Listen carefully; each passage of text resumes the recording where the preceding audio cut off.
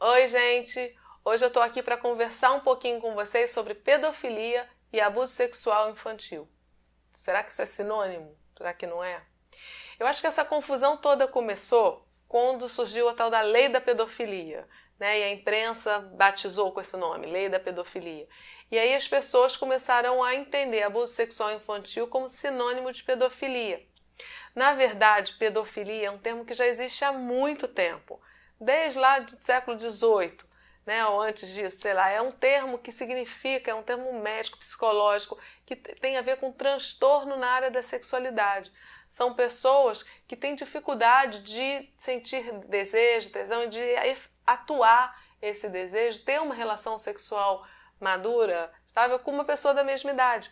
Então, o tesão dessas pessoas começa a ficar restrito e ligado a pessoas mais jovens, a crianças, a fantasia dele, o que move.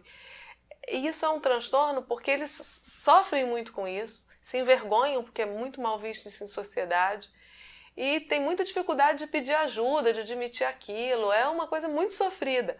Agora, essas pessoas não são abusadoras sexuais. Na sua grande maioria, elas vivem esse transtorno, esse dilema na sua vida privada, né? Na sua intimidade. Às vezes em consultórios psicológicos, psiquiátricos, enfim. Mas, em geral, eles não atuam, não vão realmente abusar, chegar ao ato com nenhuma criança. Então, isso é pedofilia, é um conceito médico, psicológico, da área do transtorno da sexualidade, da área de saúde. Uma outra coisa é o abuso sexual. Abuso sexual é da área do direito. E é quando um adulto, no caso do abuso sexual infantil, um adulto usa a criança para obter prazer ou tira dela prazer para sua própria satisfação. Então isso pode ser por diversas vias, não só na penetração, né, pênis-vagina, pênis-ânus, mas com manipulação, às vezes com palavras, através do voyeurismo, do exibicionismo, exibição de material pornográfico para criança. Tem muitas vias para ocorrer abuso sexual.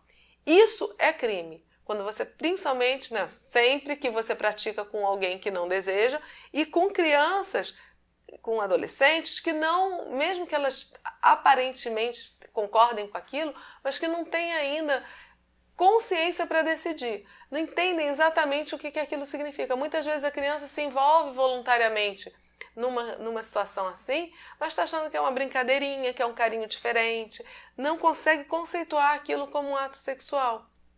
Então, com elas é sempre uma situação abusiva.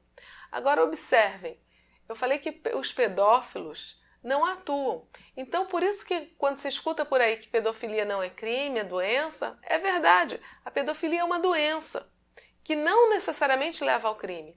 Agora, caso leve, se um pedófilo, mesmo que doente, mesmo que seja portador desse transtorno, atua e abusa sexualmente de uma criança, ele vai ser imputável como qualquer outro. Não tem inimputabilidade para pedófilo, porque não é uma doença que priva aquele sujeito de consciência. Então ele, em todo momento, sabe o que faz, sabe o que está fazendo, sabe as consequências danosas que aquele ato pode trazer para a criança. Então não é motivo para ele não responder criminalmente pelo ato se cometer um crime. Mas a pedofilia não é o crime é o abuso sexual. Entenderam? Agora, uma outra coisa importante dizer é que a maior parte dos abusos sexuais contra a criança não são praticados por pedófilos. Não são as pessoas que têm esse transtorno da sexualidade que praticam abuso sexual infantil. Em geral, a maior parte acontece dentro da casa da criança. É praticado por alguém da família, da confiança da criança.